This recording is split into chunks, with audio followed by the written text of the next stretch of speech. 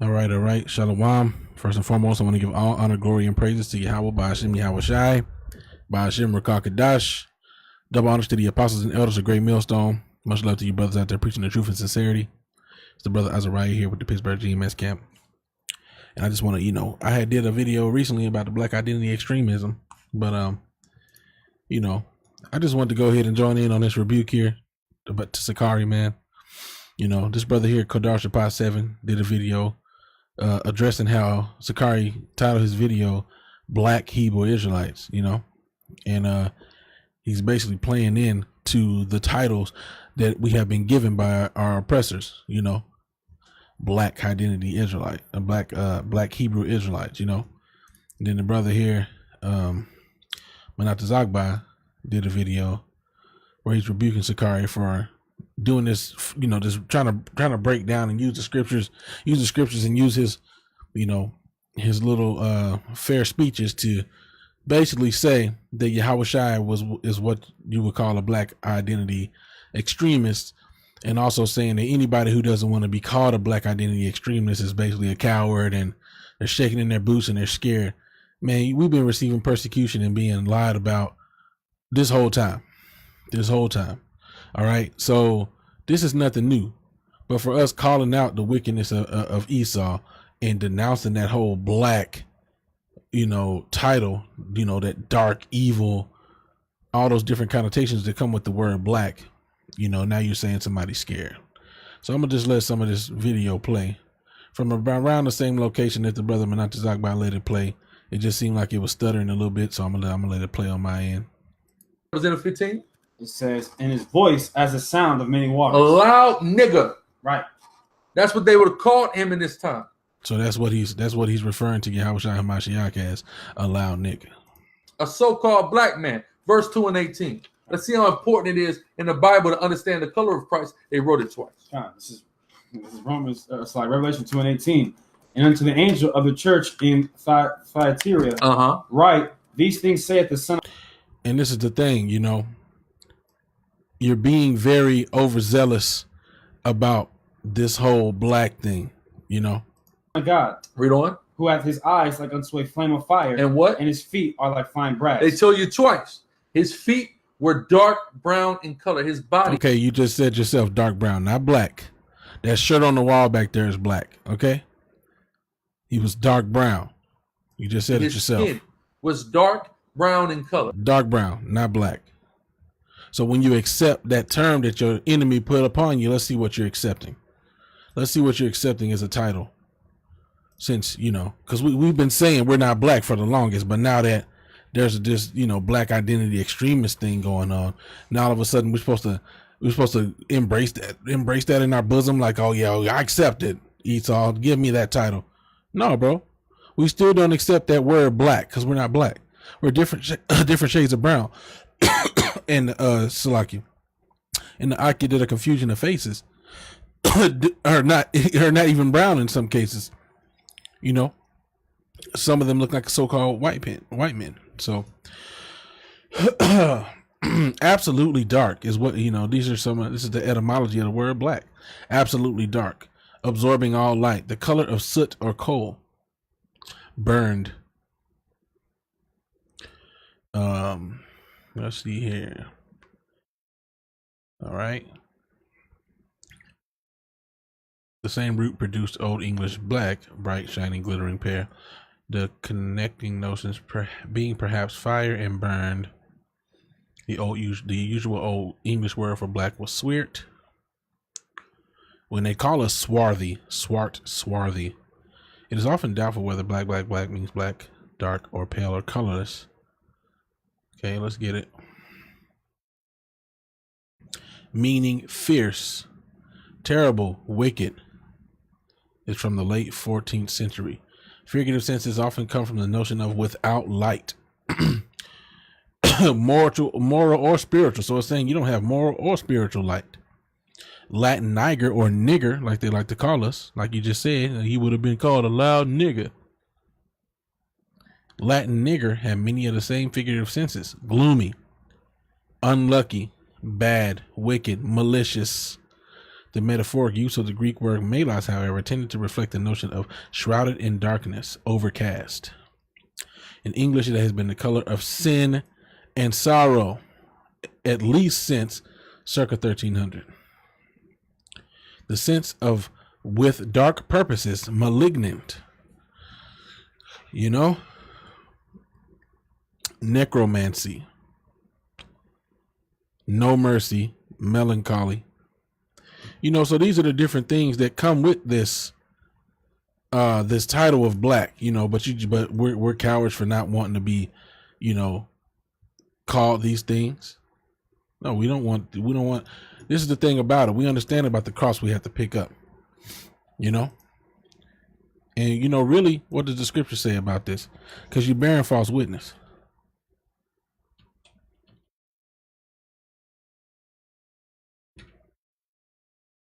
Because you're speaking evil of us, saying we're cowards. But what did Yahushua say about that? Blessed are ye when men shall revile you and persecute you, and shall say all manner of evil against you falsely for my name's sake. Because we're defending the gospel. We're telling them people, hey, look, we're not black. We're different shades of brown. So I'm gonna just let this play a little bit. So he would be what they call a so-called black man. That's what they would call Christ. So black identity extremists. We're gonna check one off. Black, right? Let's see. He's brown, and we are different shades of brown. Okay? So you're wrong. Black is a byword. See about identity. Revelations 22:16. This is Revelation chapter 22, verse 16. I, Jesus, have sent mine angel to testify unto you. I, Jesus, Yahushua, he sent his angel to testify what? Read. These things testify unto you these things in the churches. Read. I am the root and the offspring of David. I am what? The root and the offspring of David. So here, but a what? But a sword. That sounds extreme to me. In verse 34, it says, think not I came to send peace on earth. Real quick, shalom to the soldier, Arapayah, man. Shout out to that brother. Go ahead. All right, now when the scripture you read before was I came not to send peace but a sword, and then he said that it sounds extreme to me. But what also did Yahushua say? All right, let's get some background on that. All right, there's so many.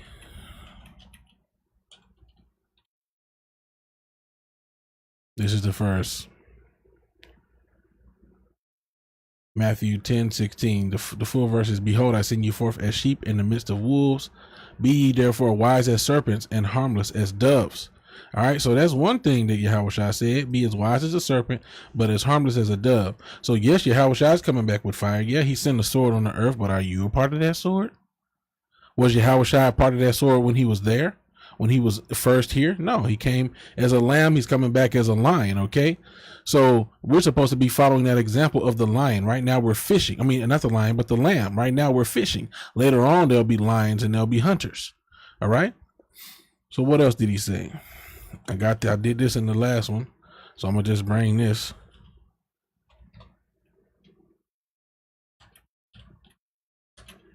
Bring this out. I mean, this is just too easy, man, because you're being carnal, man. 25, Matthew 25, 26 and 52. Then said Yahushua unto him, put up again thy sword into his place, for all they that take the sword shall perish with the sword. I mean, you walk around with a little small, well, it's not that small, but you walk around with a little blade on you. You take up the sword, you're gonna die with it. You're gonna perish with it. All right. Let's see. Should be at least one more. Yep.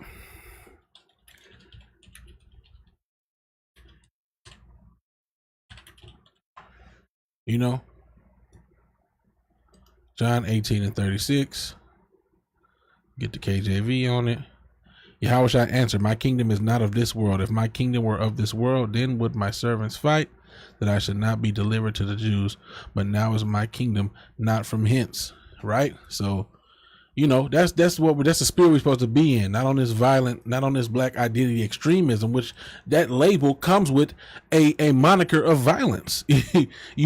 So you're telling us, oh, we're being scared. No, man, we're not being scared. We just don't want to be accused falsely any more than we already are going to be for some of our own volition, because we coming out, oh yeah, I'm with that. I'm a black identity extremist. You right, Ock? I'm with that. No, bro, it's not like that. Because if you come out like that, then you telling them, hey, yeah, I'm a terrorist. You right, come get me. That's not the right spirit. Think not, I came to send peace on earth. He said, think not what? I'm come to send peace on earth. He ain't coming to send peace. Read. I came not to send peace. But what? But a sword. But a what? But a sword. That sounds extreme to me. Yeah. So Jesus Christ, Yahweh is a black identity extremist. We've proven it pretty quickly before. He's different. We are different shades of brown. Okay. He is all about identity because it's about the children of Israel. And some would deem his actions extreme when he returns. But the example that he put forth for us to follow is not one of extremism. Right now we are sheep amongst wolves, and we're to be harmless as doves. And you accepting this term is accepting the label that your oppressor is using to demonize you. You know? There's one thing about picking up your cross. It's another thing to just walk up and just say, yeah, everything they say about me is correct. I want you to go ahead and kill me. Even Yahweh didn't do that. When they asked questions, he said, thou sayest. He was so blameless before Pontius that Pontius washed his hands. Said, I wash my hands of this, of this just man's blood. Let his death be upon you. Now, if you going up and you say, yeah, I'm a black identity extremist, that's right. You think that the officials will wash their hands? No, they're gonna be like, oh well, look, the nigger said it. He's one of them. Get that nigger. He's an extremist. He's a terrorist. So let's see here. All right, so let's preach, because you preaching right now. You preaching him of envy and strife and of contention. That's what you're doing right now. This is Philippians 1:15. Some indeed preach Hamashiach, even of envy and strife, and some also of goodwill. And you're not preaching them of goodwill, calling people cowards, and even though they out here risking their lives preaching the truth, making themselves a living sacrifice, but all of a sudden now they cowards. The one preach Christ of contention, and that's what you're doing, preaching Hamashiach of contention, not sincerely, supposing to add affliction to my bonds. You're trying to add affliction already to the bonds of the men that's out here doing their thing. Now we know we're not supposed to mention no burden of the Lord. This is not grievous. We doing what we supposed to do, because the other option is still to be persecuted for no reward. All right. But you seem you supposed to be adding affliction to my bonds with this. Oh, you a coward, man up, accept your identity, accept your terrorist title. No, we're not terrorists. All right. Now there's going to be terror upon these Edomites when Yahweh Hamashiach come back. But while we're here, man, we harmless as doves. We ain't doing nothing but preaching the gospel and exposing their wickedness. We ain't bringing no terror to these people, except for the fact that they know they got judgment coming from the Most High and his son, Yahweh. That's the only terror coming from us, man. Supposed to be. But here it goes. You walk around with a knife. You accepting this title of black, which has a connotation of being evil. So no, bro, you going off. And the brother brought out this Project Megiddo thing, which came out, if I'm not mistaken, when 2017. Well, this here says 1999, but this has been out for a while, and I believe we were introduced to it in 2017. And as you can see, Black Hebrew Israelites, so-called by our oppressor, by the so-called white man, the Edomites, we are on here as being one of these terrorist groups, as it says at the top. Let me go back. Salakia.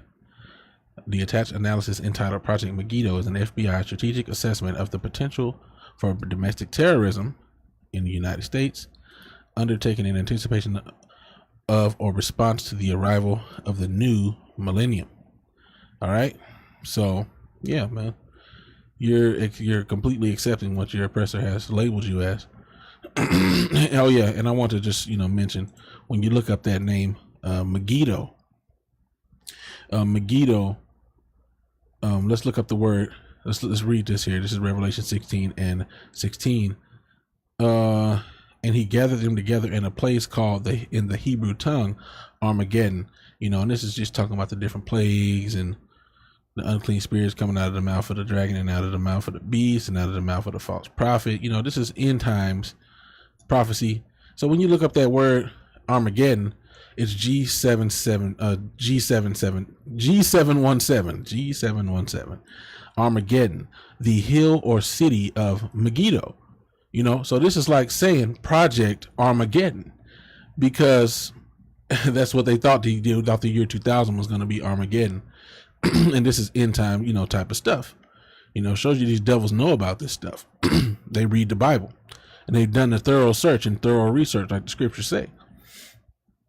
So this is Project Armageddon, basically. And what is it? What is Armageddon? What does Megiddo represent in Revelation 16:16? The scene of the struggle of good and evil. So in this particular document, we're being touted as evil. You know, hey, which is expected. You know, like you say, we know that the servant's not greater than the master. They call you Yahushua a devil. How much more us? We get that. But you embracing that and going out and calling yourself that, yeah, it just doesn't seem wise. The scene of the struggle of good and evil is suggested by that battle plane of Esdraelon, which was famous for two great victories of Barak over the Canaanites and of Gideon over the Midianites, and for two great disasters, the death of Saul and Josiah. Hence in Revelation, a place of great slaughter, the scene of a terrible retribution upon the wicked. You know, the RSV translates the name as Harmageddon, i.e. the hill as R in the city of Megiddo. So that Project Megiddo, you know, it's basically Project Armageddon. I just figured I would add that in. So, you know, here's a little article about them cracking down on black identity extremists. You know, these people here marching and protesting. All right. And so let's see here. Now I'm going to show you what you really linking yourself together with when you accept these terminologies. You know, this is what you're linking yourself together with, this type of behavior and actions. So Salaki, let me just pull up these video clips. Oh yeah, that's right. Salaki, grab this. Okay.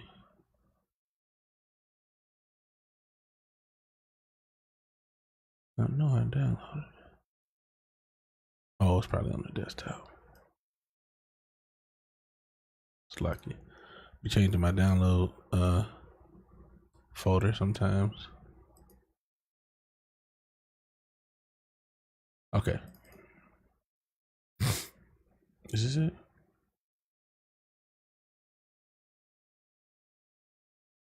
No, this is it right here. This ain't it. This is something else. Slovakia. I'm gonna just close this.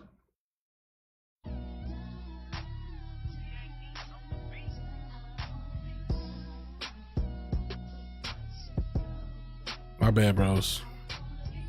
I downloaded this so I can get the beat off of it. Damn, Esau the devil freezing my damn computer, man. Come on. Almost got too much open.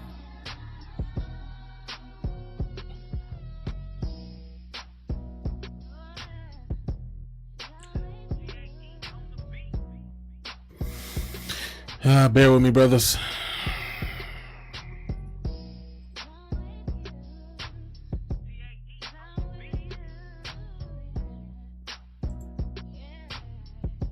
All right.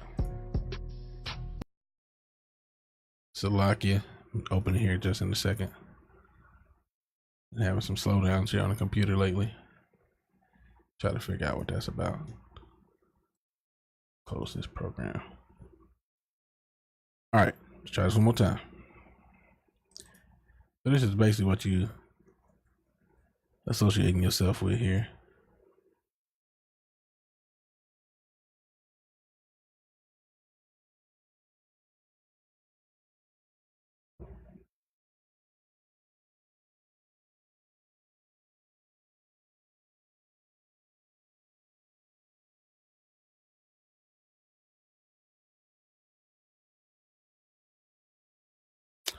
Well, if I can get to it.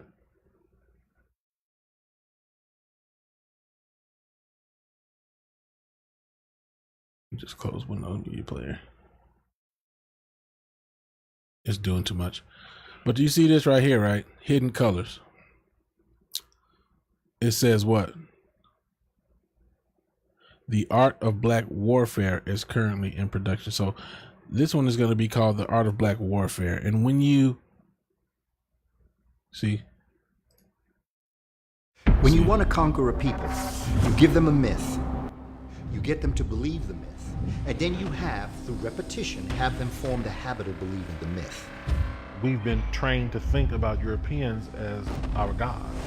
So we're right. And now we know that that image is false and that we're the people of the Bible. But you guys throw away the baby with the bathwater, and instead of coming back to your heritage, you just throw it all out. The Bible's not for us. Well, it's about you. You so-called blacks, Latinos, Native Americans. You confusion the face. You are the Israelites. Okay. War with who? We're at war with God. This saltless damn Edomite. So ain't nothing. We're at war with who?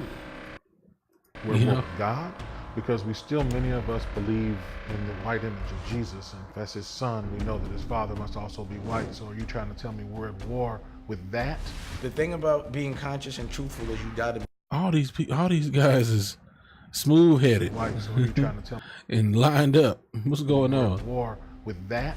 The thing about being so this Dame Dash conscious and truthful is you gotta be tough. You gotta be ready to get. You gotta be tough. You gotta be tough. But you with this old ready to go to war thing, that's not the time that we living in. Violent, because people are always going to try to take. Ready to get violent. This is gonna get a lot of you 2/3 Jakes killed. Yahweh gonna take these Edomites out. Take advantage of you, because if you're winning, they're losing, and those guys cheat and you don't. So you gotta be. They gotta know not to play with you. They gotta know you can't really think that you're just gonna have an opinion without some muscle. You know, and they're showing all these militant groups, but the thing is, these guys were taken down for a reason.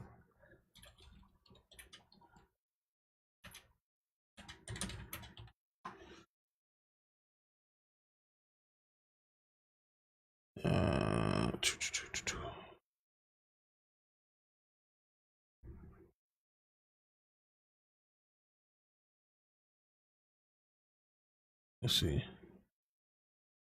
I know it's in X.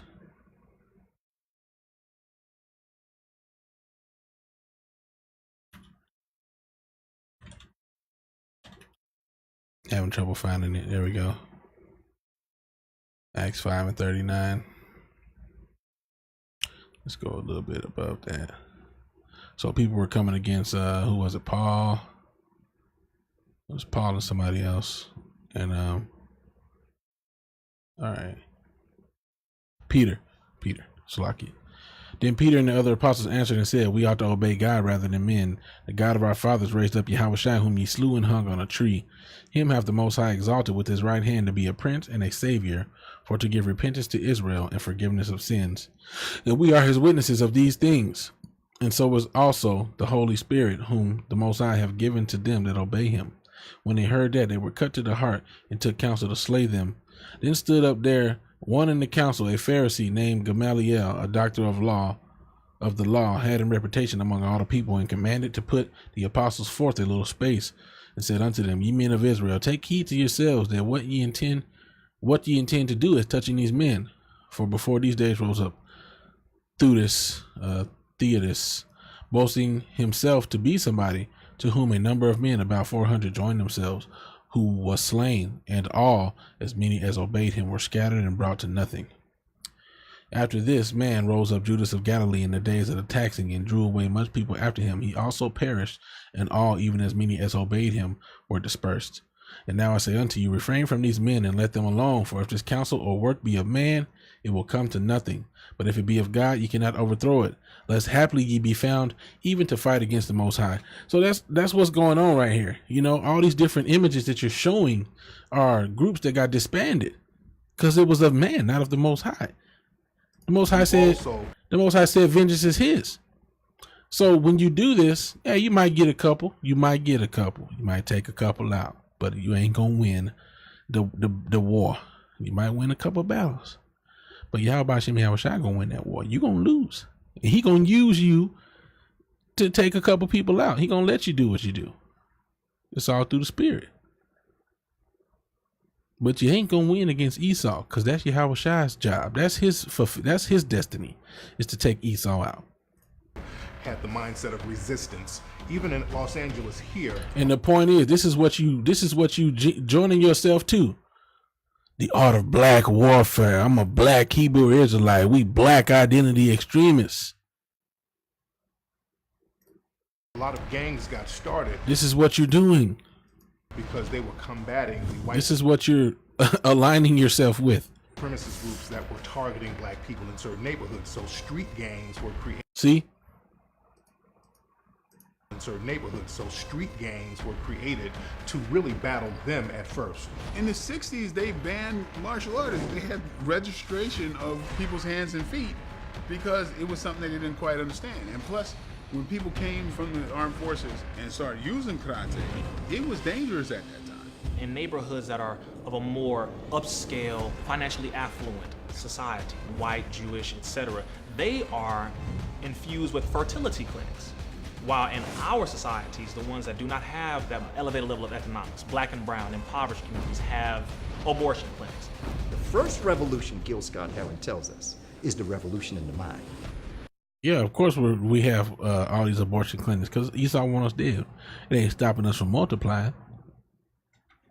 Esau need them damn fertility clinics because his damn birth rates are low as hell. But if you knew the scriptures, you would know why he's doing this. You would know you would have a guideline, and you would know the proper procedures and what you're supposed to be doing. But instead, you don't, and so you're running up against a damn brick wall. And that brick wall gonna crush you. And that wall is Esau. Ain't bricks red? Well, you running up against the damn red devil, and he gonna crush you.